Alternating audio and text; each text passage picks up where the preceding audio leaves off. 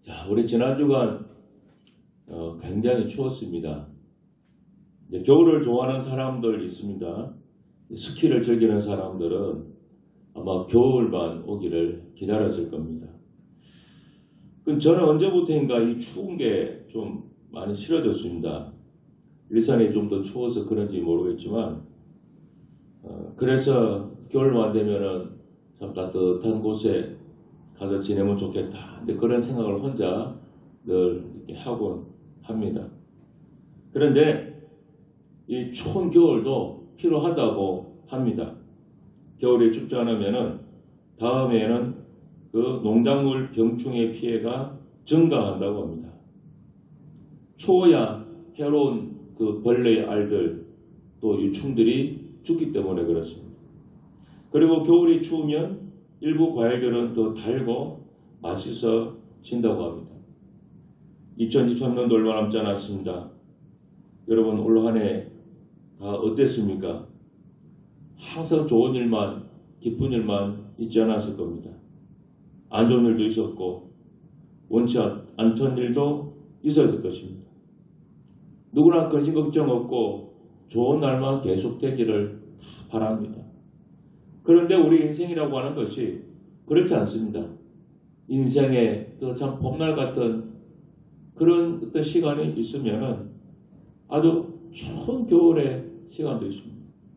또 겨울처럼 혹독한 그 고난의 시간만 있지도 않습니다. 따뜻한 봄날 같은 날도 찾아오기 마련입니다. 항상 맑으면 사막이 된다. 비가 내리고 바람이 불어야만 기옥한 땅이 된다. 이러한 스페인 속담이 있습니다. 제가 부목사 할 때 교인들로부터 새해의 기도 제목을 다 이렇게 받아봤습니다. 고난을 달라고 기도하는 사람을 제가 본 적이 없습니다.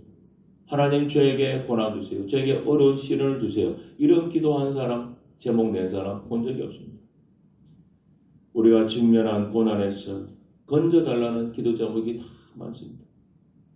여러분 우리 성경에서는 고난에 대해 뭐라고 말하는지 오늘 한번 살펴보려고 합니다. 첫 번째, 고난은 좋은 것이다. 그렇게 말해요. 좋은 것이다. 성경은 고난은 정말로 좋은 것이라고 분명하게 얘기합니다. 시편 119편 71절 말씀입니다. 고난 당한 것이 내게 유익이다. 자, 여러분 이 구절을 기억하셔야 됩니다. 고난 당한 것이 내게 유익이라. 자, 여기 우리 한글 성경에 유익이라고 하는 이 단어 있지 않습니까? 이것이 이제 구약은 히브리어로 쓰여졌으니까 히브리어로 보면은 토부라고 하는 단어를 써요. 토부. 자, 이 토부가 어디에 쓰여 있는가 하면요. 창세기 1장 여러분 아시죠? 창세기 1장 하나님이 천지를 창조한 그 천지 창조장입니다. 하나님께서 하늘에 해달별 만들고 땅에 동식물들 만들고 이런 걸 모든 것들 만든 다음에 뭐라고 하셨어요? 뭘 만들고 난 다음에 꼭 하신 말씀 있죠? 보시기에 좋았더라. 그 말이 반복됩니다. 바람을 하늘 해달별 만들고 난 다음에도 보시기에 좋았더라. 사람을 만든 다음에도 보시기 좋았더라. 이게 반복이 돼요. 여기서 좋았더라 하는 단어가 바로 토부입니다. 토부. 그래서 우리 영어로 굿모닝 하잖아요. 이스라엘 사람들 히브리어 쓰니까 굿모닝이 뭐냐? 보케로 토부입니다. 좋은 아침. 보케로 토부. 그러니까 좋았더라가 토부예요. 그러니까 시편의 이 말씀은 뭡니까? 다시 번역하면 고난이 내게 좋은 것이었습니다. 그 뜻이에요. 고난은 내게 좋은 것이었다. 이 말에 굉장히 불합리한 말처럼 보이죠. 바울 사도는 고난 가운데 기뻐하려고 했습니다. 오늘 본문 3절이죠. 우리가 환난 중에도 즐거워한다 하고 있습니다. 베드로전서 4장 12, 13절 말씀입니다. 사랑하는 자들아 너희를 연단하려고 오는 불시험을 이상한 일 당하는 것 같이 이상 여기지 말고 오히려 너희가 그리스도의 고난에 참여하는 것으로 즐거워하라. 고난은 좋은 것을 가져다 주기 때문에 기뻐하라고 말하는 거예요. 그러니까 성경은 고난은 좋은 것이다 라고 말해요. 1991년 9월에 미국 아리조나 사막에 수십억 달러를 들여서 인공환경을 세웠다고 합니다. 소위 바이오스피어 2라고 하는 그런 프로젝트인데 인공적으로 환경을 만들었어요. 이 인공환경 시스템인데 그 속에는 다 인공으로 만들었어요. 인공 사막도 만들어 놓고 인공으로 어떤 우리 뭐 밀림 같은 지도를 만들어 놓고 심지어는 인공 바다도 만들어 놓고 그러니까 인공적인 그 미니 환경을 만들어 놓은 거예요. 그런데 하나를 안 만들었습니다. 바람을 제외하고 일반적인 기후와 동일하게 기후가 설정이 됐어요.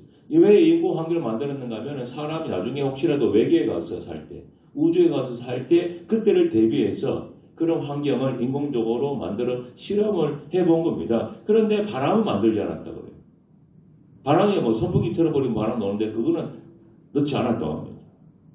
그래서 바람이 없는 환경이 생명체에게 어떤 영향을 주는가 실험이 된 거죠. 그래서 결국 어떻게 됐는가? 수많은 그 아카시아 나무들, 이 나무들이 휘어지고 심지어는 그냥 부러졌다 그래요. 그냥 저절로 부러진 거예요. 바람이 없으니까 나무가 쭉 잘 자라는데 나무 줄기가 약해지고 나중에는 자기가 커지는데 그 큰 무게를 견디지 못해서 그냥 스스로 부러져 버린다. 그래서 이 실험을 통해서 얻은 교훈 중에 하나가 뭐냐? 바람은 나무를 강하게 하는데 없어서는 안 될 필수적인 것이다. 그런 결론이 나왔습니다. 우리는 막 인생의 고난의 풍랑 바람 없으면 다 좋을 것 같죠.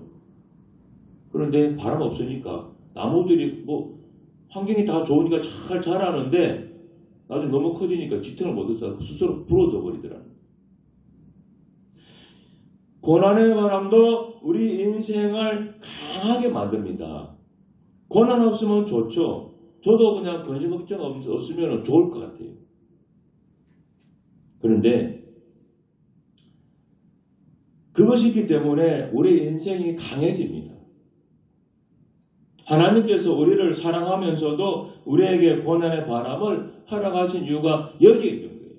왜냐하면 여러분 이 세상은요. 반드시 어려운 일이 있기 때문에 반드시 찾아옵니다. 그런데 늘 근심 걱정 없는 상태가 유지가 되면은 나중에 진짜로 큰 문제가 왔을 때 다 죽습니다. 다 쓰러져요. 그래서 고난은 좋은 거다 하는 것입니다. 두 번째는 고난이 주는 선물이 있습니다. 성경은 고난에 대해서 기뻐하라고 하면서 고난은 우리에게 유익하고 좋은 것을 가져다 주기 때문이라고 말합니다. 본문 3, 4절 이 말씀을 세 번역으로 제가 한번 읽어드리겠습니다. 우리는 환난을 자랑합니다. 우리가 알기로 환난은 인내력을 낳고 인내력은 단련된 인격을 낳고 단련된 인격은 희망을 낳는 줄을 알고 있기 때문입니다. 여러분 고난의 반가운 손님은 아닙니다. 그러나 고난이 주는 선물이 있습니다. 우리가 축복이나 물질적인 번영을 위해서 기도하는 것 나쁜 거 아닙니다. 해야 될 것입니다. 하나님께서 우리에게 일용할 양식을 위하여 또 하나님의 기쁨과 선하심을 위하여 기도하라고 말씀하셨습니다. 하나님께서는 우리를 축복하기 원하시기 때문입니다. 그러나 또한 하나님은 우리가 고난받기를 원하신다는 거죠. 왜냐? 고난은 선물이고 이 고난이 우리 삶에 놀라운 일을 이루기 때문에 그렇습니다. 고난이 주는 선물이 따로 있어요. 고난이 주는 선물이. 그러니까 고난을 통과하지 않으면 받지 못하는 선물이 있다는 겁니다. 고난은 연단을 만들어냅니다. 인내를 소망을 낳습니다. 이것은 항상 더 큰 성공과 재정의 축복으로 우리를 인도합니다. 어느 시인이 이렇게 말했다고 합니다. 종소리를 멀리 보내기 위해서는 종이 좀 더 아파야 한다. 참 시적인 표현이죠. 종소리 멀리 보내려면 어떻게 종을 세게 쳐야 돼. 그러니까 종이 좀 더 아파야 된다. 축복은 고난을 통해서 온다는 말이에요. 참 일리가 있습니다. 그래서 고난에 주는 선물이 있다고 말하는 거죠. 그 강률 씨가 쓴 날이 새면 집절이라고 하는 그런 책이 있습니다. 여기에 이런 내용이 나옵니다. 조스토예프스키를 위대하게 만든 것은 관절병과 사형수의 고통이었다. 로트레크를 위대하게 만든 것은 그를 경물덩어리로 만들었던 난장이라는 고통이었다. 셰익스피어를 위대하게 만든 것도 그를 일생 동안 대기 발령자로 살아가게 한 평가절하의 고통이었다. 베토벤을 위대하게 만든 것도 끊임없는 여인들과의 실현과 청신경마비라는 음악가 최대의 고통이었던 것이다. 고통은 불행이나 불운이 결코 아니다. 고통이란 도리어 행복과 은총을 위한 가장 아름다운 번제물인 것이다.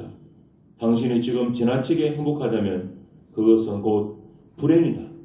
당신이 지금 지나치게 불행하다면 그것은 곧 행복이다. 인간은 고통을 통해 비로소 자아를 불사를 용광로 속에 들어갈 자격을 얻게 되며 용광로 속에서 신의 손에 의해 아름다운 은으로 새롭게 빚어지는 것이다. 여러분, 정채봉 시인이 있습니다. 이번에 참 글이 굉장히 참 좋은데 이분이 이런 얘기했습니다. 생선이 소금에 절임을 당하고 얼음에 냉장을 당하는 고통이 없다면 썩는 길밖에 없다. 그런 말을 했습니다. 참 시적인데 생선을 가만히 두면 썩습니다. 근데 소금에 절이고 냉동을 시키면 냉장을 시키면 오래 가고 쓸모가 있어집니다. 그 한국에 나온 그 세계적인 화가 가운데 김기창 화백이라는 분이 있다고 그래요. 운보 김기창 화백인데 이분이 이제 동양 그림을 보니까 동양화 그림 같아요.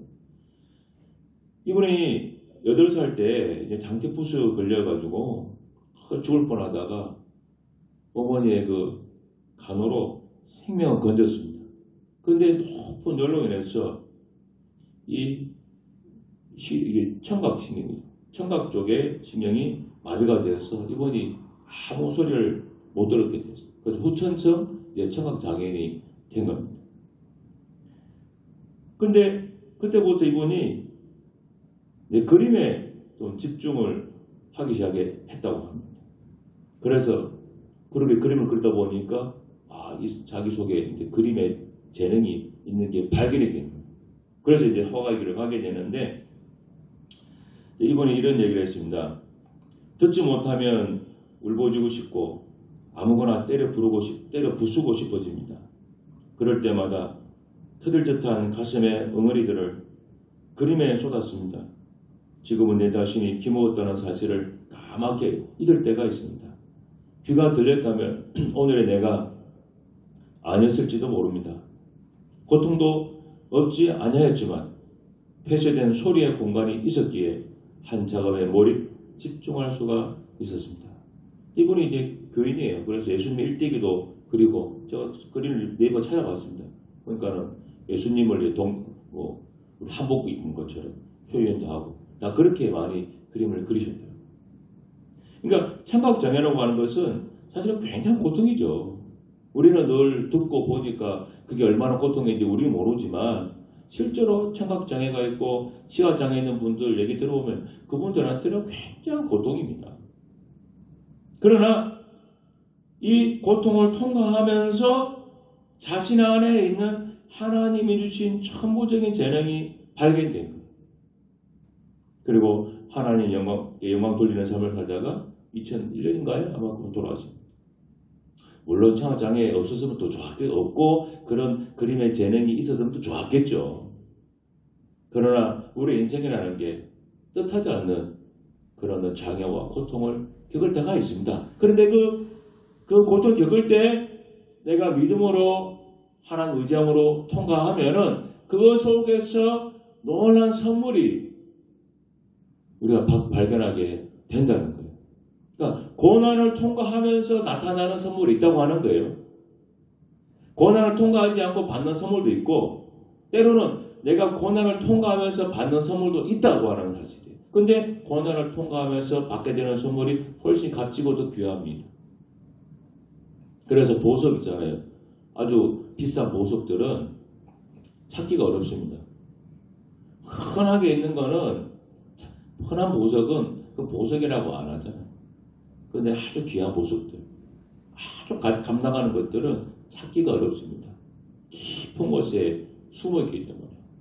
숨은 보화. 그래서 그런 것들은 발견하면 진짜 노다지가 되어서 행렬을 하는 거예요. 우리나라 같은 경우 보세요. 산삼 보세요. 지체는 열린 게 산삼이면 여러분 그게 가치가 있겠습니까?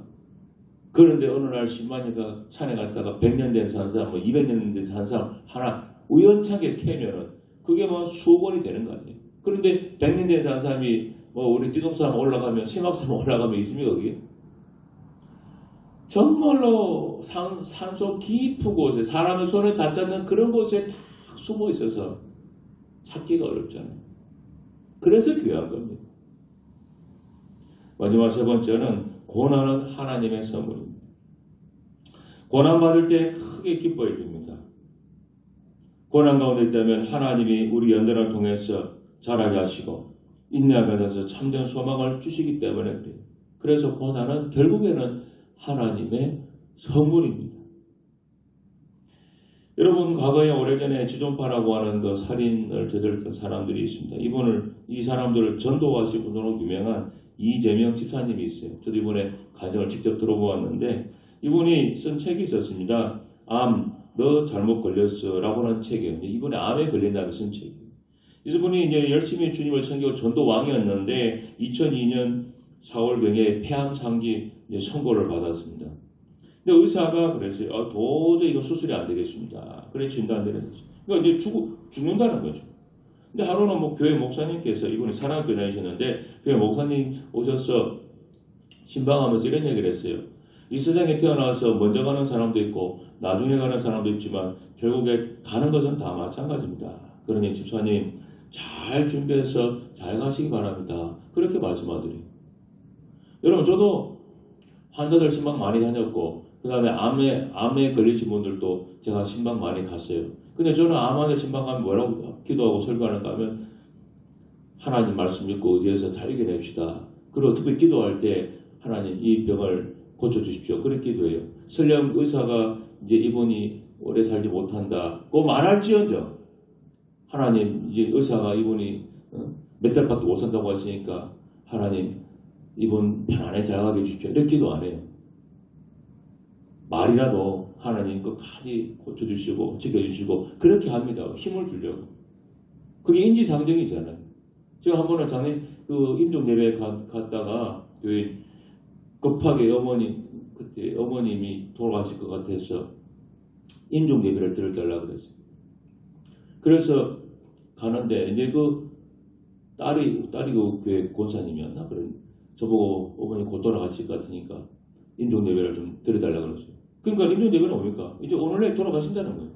그래서 저는 그 얘기 부탁을 받고 가서 예배 드리고 기도를 뭐라고 하는가 하면 하나님 이제 연세 많은 이분이 곧 돌아가시는데 천국으로 잘 인도해 주십시오. 이 영혼을 잘 인도해 주십시오. 저 그렇게 기도했어요. 그게 맞는 거잖아요. 곧 돌아가시는데 죽을 사람한테 살려달라고 뭐 할 일은 아니잖아요.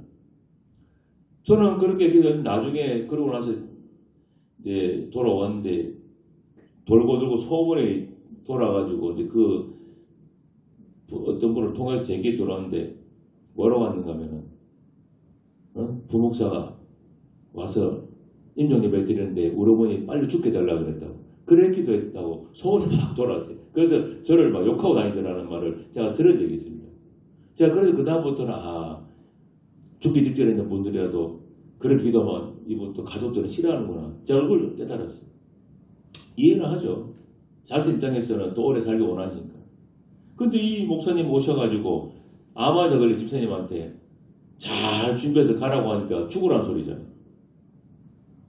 그런데 보통 사람 같으면 교인 같으면 속으로 그냥 실망이 되고 낙심될 텐데 이 집사님이 이 목사님 말씀을 아멘 하면서 받아들였습니다. 그리고 이렇게 생각했습니다. 이제 얼마 남지 않은 시간을 내가 잘 마무리하고 세상을 떠나야 되겠다. 내가 떠나기 전에 암 환자 한 명이라도 더 전도하고 떠나야 되겠다. 그런 결심이 섰다고 합니다. 이분이 그 목사님 설교를 듣고. 그래서 이분이 자기도 죽을 병에 걸렸는데 병실마다 찾아다니면서 자기도 같은 암 환자니까 암 환자들 찾아가가지고 복음을 전하고 자기 간증하고 전도하는 거예요. 이 과정에서 이분이 220명을 전도했다고 합니다. 곧 죽을 사람이. 그런데 신기한 것은 그렇게 전도하는 기간 동안에 이분이 죽지 않고 계속 살아있더라는 거예요. 50차례 넘는 항암 치료를 받으면서도 이 항암 치료를 한 번만 받아도 사람이 그냥 자빠지는데 50번을 받으면서도 그 몸이 다 다 망가졌는데도 불구하고 그 힘도 못 이끌고 병실을 찾아다니면서 암 환자 전도하고 힘내라고 얘기하고 200명 이상 전도했다. 멀쩡한 두 다리 두 팔 가지고도 전도 한 명도 못하는데 암 환자 이렇게 전도를 했다. 그리고 이분의 생명이 실제보다 더 연장이 되었다고.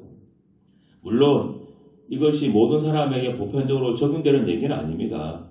말기암 환자가 내가 열심히 뛰어다녀 전도했더니 생명이 연장되더라. 이 얘기는 아니에요. 그래 된다는 것은 아닙니다.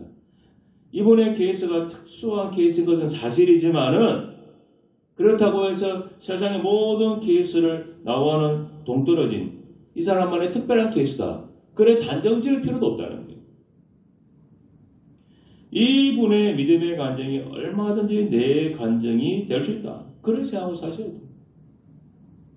이 집사님은 말기암이라고 하는 고난이 자기를 찾아왔을 때 이 고난을 부인하거나 하나님 원망하지 않고 적극적으로 내가 이 상황에서 내가 할 수 있는 게 뭐냐? 그걸 찾았다고 하는 거예요.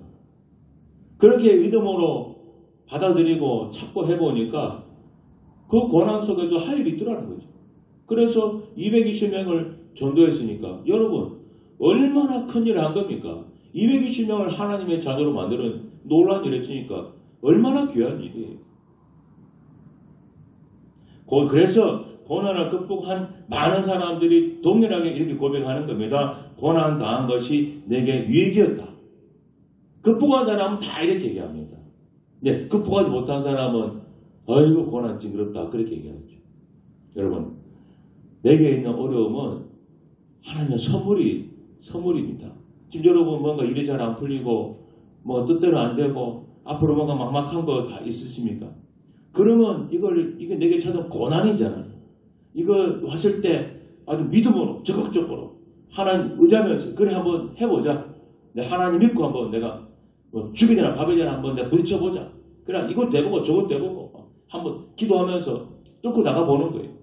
그렇게 하면은 지금 이 상황이 단정하게 힘들고 어렵고 좀 뭔가 막막하게 보일지 모르지만 5년이 지나고 10년이 지난 다음에 우리 시간을 돌이켜보면은 그때 참 그 시간이 내게 참말로 유익한 시간이었구나.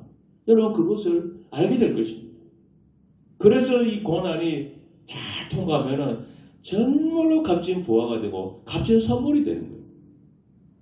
꼭 기억하시고 여러분 여러 가지 어려운 일들이 있으면은 믿음으로서 기도로서 꼭 잘 이겨내시기를 부탁드리겠습니다. 기도하겠습니다. 하나님 아버지 감사합니다. 고난은 하나님의 특별한 선물입니다. 우리가 믿음으로 잘 이겨낼 수 있도록 하나님 아버지 도와주옵소서. 예수님 이름으로 기도합니다. 아멘.